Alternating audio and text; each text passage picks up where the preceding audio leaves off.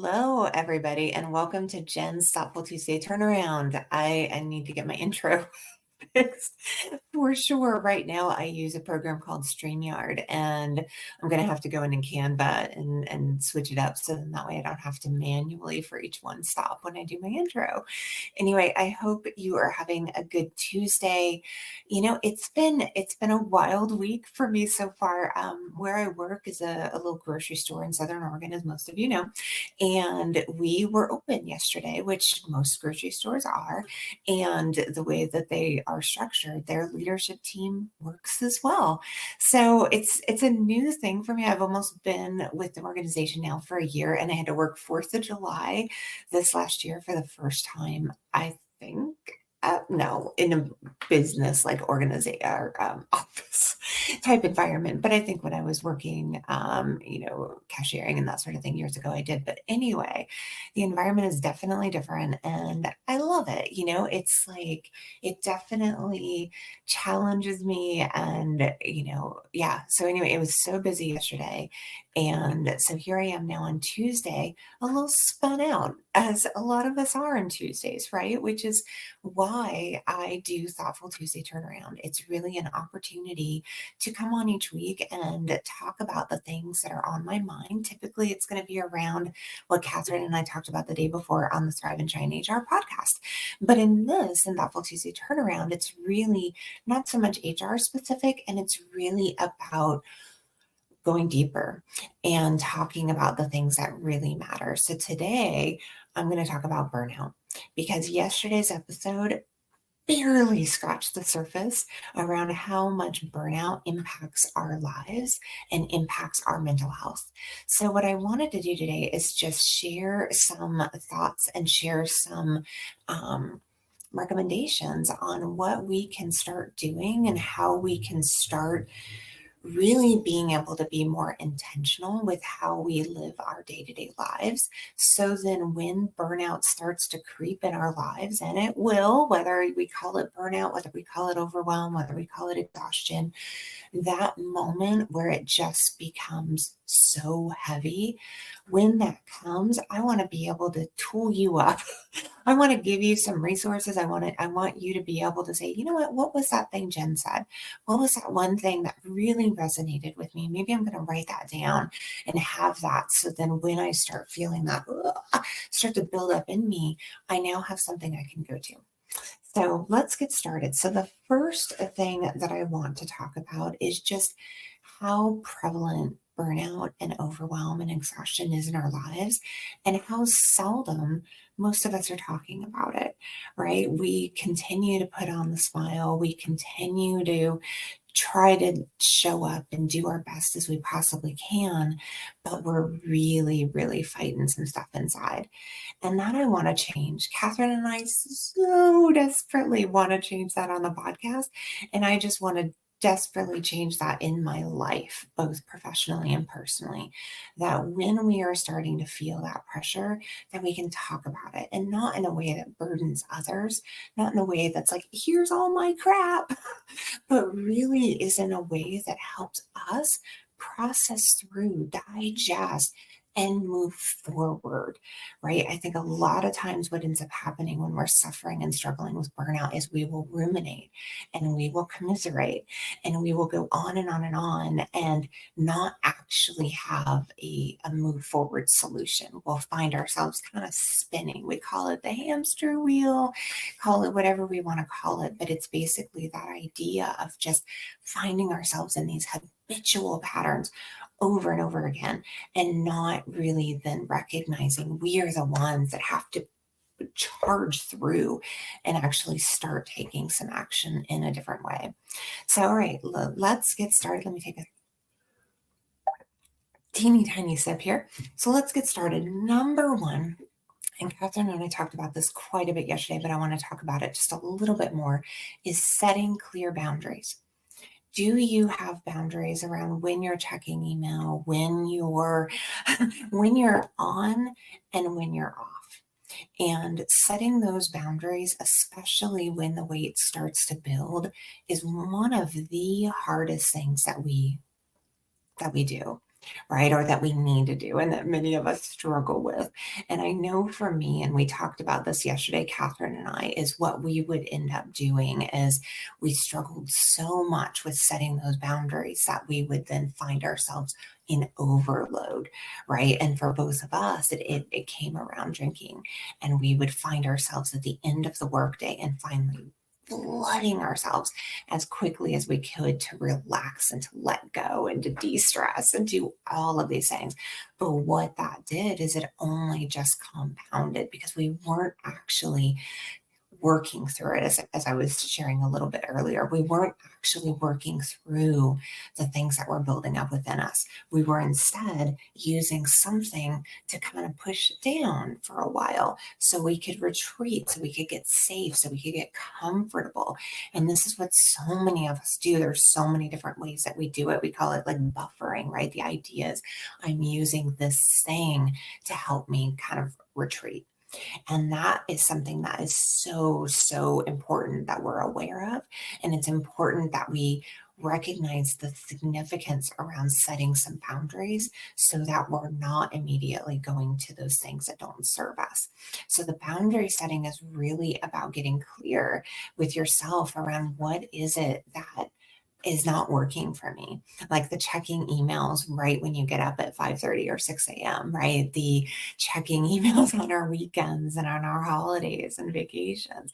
So what is it that we really need to kind of become more clear about before we end up finding ourselves utilizing these things that really are going to take us in the opposite direction?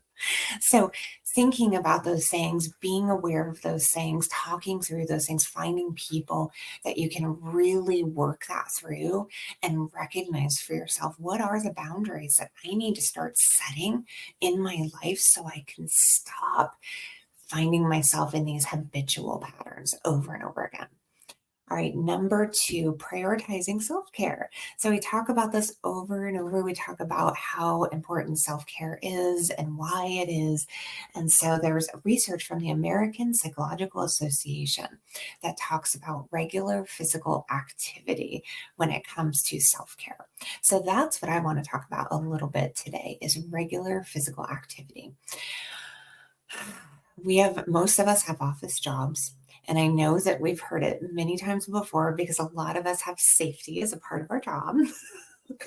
But yet, when it comes to ourselves and actually getting up, moving around, stretching, taking walks, if we're really gut checking and being honest with ourselves, how many of us are really doing that on a regular basis that serves our physical bodies?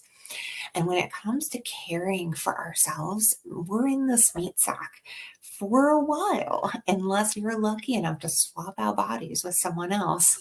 You remember that Nicolas Cage, what was it? John Travolta movie, The Face Off? Yeah, I don't know why I'm going on a tangent.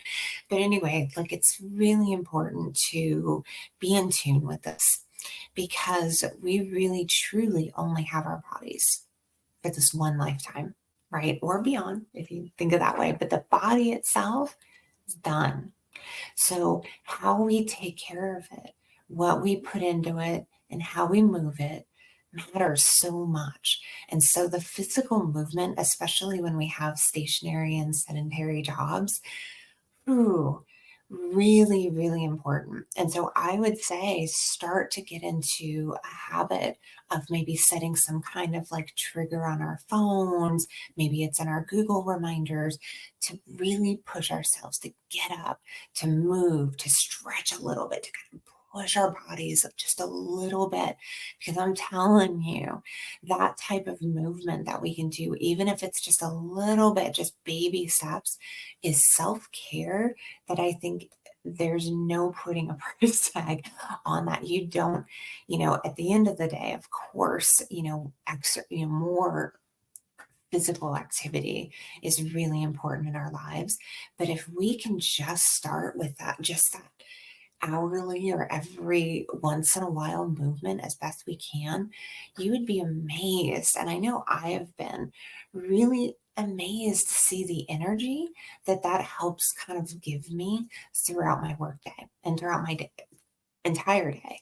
So self-care, being about physical activity. Just get up, sit down, do a little bit of up and down, maybe the squats, maybe twists, just something, make a little fun out of it, right? Maybe pop some earbuds in or headphones or something for a few minutes and just kind of move your body and just get away from it all for a moment. All right, number 3, seeking social support. One of the things I'm really, really proud of being someone in HR who now is of service to people in HR, is having a support system and creating a Facebook group that is just amazing for that, for so many women out there who are in human resources. And I think for everybody out there, you don't have to build it. I think sometimes we need to. I think in my case, there was no real support network on Facebook in the way that Women of HR support group has really shown up for the women out there. But for you, what is that? What is that support that you really feel could help fuel you? One of the things that I came upon recently was a friend of mine was talking about how they had just started a new job. And within that new job, they had different, what they call affinity groups. And one of the affinity groups was for people who had lost a partner or a spouse. And this particular friend, I'm going to emotional because this particular friend had lost her husband about a year and a half prior to that and was still really kind of suffering and struggling with that and didn't realize how much she needed to be able to have others who saw her. She didn't feel so alone. And I think that that is truly one of the things that we don't give enough credit to for ourselves, right? Of really kind of looking inward and saying, what is it that I need that could help me not feel so alone? And how can I find that out in the world? Right? We're not always so lucky to come into a job where an affinity group is right there waiting for you, but how beautiful is that, right? But what I do offer in this, in this world is for each of us that autonomy, that empowerment to seek out what you deeply know within you could serve you. And that's something that once I really started to kind of realize that within myself, especially in this group that I created, it has been a game changer. And I've seen that in so many others as they find their community, as they find that support and can see others and the eyes of others and being able to feel connected and belonging. All right, next one, number 4, pursue professional development. How is this one? How is this possibly an antidote to burnout, you ask? Because I think any kind of development, truly professional or personal development, gives us an opportunity to allow ourselves to get to know ourselves, one another, get to know ourselves better, which helps us truly get to know others better and helps us relate to others in the world better. And so this type of development that we can do for ourselves is, gosh, it's uncompromisable. And I just really believe, here I am about to turn 50 in a couple of weeks, and I believe in it so strongly, whether I pay money or I'm just going on YouTube, man, just finding YouTube videos. One of my incredibly good friends, I'll put in the comments a link to her YouTube channel. She puts out YouTube videos occasionally, and they are next level in terms of developing ourselves to becoming the best version of ourselves. And so much of it is getting out of our damn heads, getting out of our minds when it gets to how much we ruminate and commiserate and have anxiety about things that probably are never going to happen, right? Lori Ladd, if you're not familiar with Lori Ladd on social media, she is an incredible influencer. And one of the things she talks about is how easily we get influenced with future prospects that are never going to happen. right? That's really what anxiety is. And when you think about how anxiety comes up for you, and for everyone, it's a little bit different, but I think most of us have it way more than we're willing to admit. And when we're willing to admit, when we're willing to own it and recognize it and start to become more in tune with it, you can really start to see how much of our anxiety is all about story making of things and ideas and concerns and worries and things about the possibility of what could happen or what I should have done differently. It's a lot of that, right? And so what she talks about, Lori talks about, is really being able to start to become more aware of the thoughts that are really creating then the emotional reactions that they create, because they do, right? There's no doubt about it that when we start to worry about something that may happen in the future, it's creating an emotional reaction. And it's important that we know that first and foremost, because I think many of us, we will really choose to consciously tell ourselves that it's serving us, that the ruminating and the worrying about what may happen is serving us. And really, when you think about it deeply and strongly, and you go under the hood of what might really be going on, we are causing ourselves a whole lot of distress for things that really are very, very unlikely to happen. So, by becoming much more intentional around our thoughts and around our thinking, we can truly make a difference in how we're showing up in our lives. All right. Next one, delegate tasks. Oh my gosh, there was just a study. Oh, good, it's right here. There was just a study in SHRM that talked about when we can step up and learn how to delegate effectively, right? I think, I think many of us were raised on delegation tactics. Our parents, our siblings, teachers, we were we were delegated to in ways that were really ineffective. A lot of times it might have come off as bullying. There's a lot of ways that we were delegated to that taught us some really bad habits. And if we can learn how to delegate more effectively, more consciously, I think we can really make a difference in terms of how we show up, how we can be more fulfilled, more satisfied. So the study in SHRM talked about both job satisfaction and productivity, surprise, surprise, were increased by 20% through delegation. And it may not sound like a whole lot, but really, when you think about it, delegating in and of itself, I think it's something that is it's a real tricky thing. So how can we break free from a lot of the delegation tactics that were really like quid pro quo? And how do you, and this is kind of really what I'm continuing to work on right now as we speak, is how do I become more intentional with my delegation so that it is win-win, so that it is you and I, and there's a reciprocation here, right? That's a beautiful thing about delegation that I don't think I was taught. No, I take that back. I know I wasn't taught it. And I know that many, many of us were not taught delegating through a win-win mindset, right? So when you start to learn how to switch that mindset and become more viewing that when reciprocity, right, in terms of you and I together, then you will see delegation as becoming so much more of a beautiful process. Truly, it can be. All right, next one. Utilize stress management techniques. So there are so many different ways out there that we can try to focus on reducing our stress. And so many ways that if you're like me and everybody else out there, it's overwhelming. Right? There's EMDR and there's tapping and there's meditation and there's mindfulness and there's psychotherapy and there's now,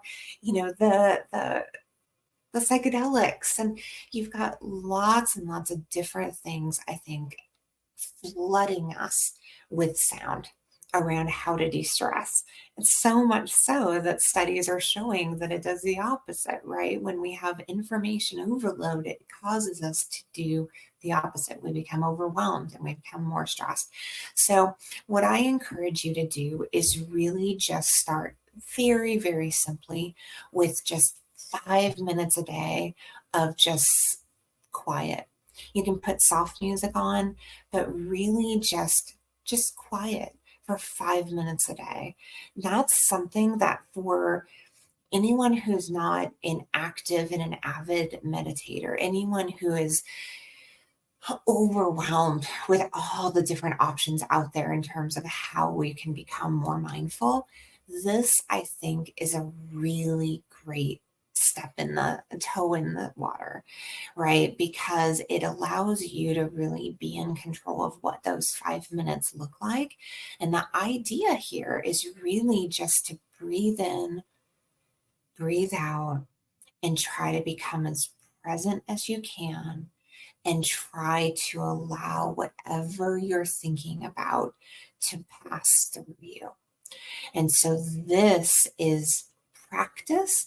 And this is where many people get tripped up, right? They're like, don't think, let it flow through you, see it like clouds floating by. Like you hear all of these different things. And I got to tell you, when you're first starting this out, you're like, it's really hard to do, right? So, what I encourage you to do is just be very attentive to your breathing. Pay attention to it, hyper focus into it. And that's a really great start because if you can do that, that immediately forces your attention towards the breath and away from the thinking. And this, my friend, is the point.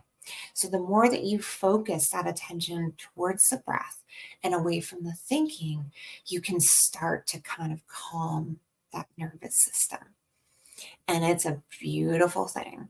So, for those of you out there who are more advanced, more intermediate, more on the next level when it comes to mindfulness and meditation, this all is going to be a refresher. But you know what? We all can use that from time to time, right? We need refreshers. We need opportunities to kind of gut check and say, hey, is there anything else I'm missing? Anything else I might be able to learn that can help me be able to add to my own toolbox?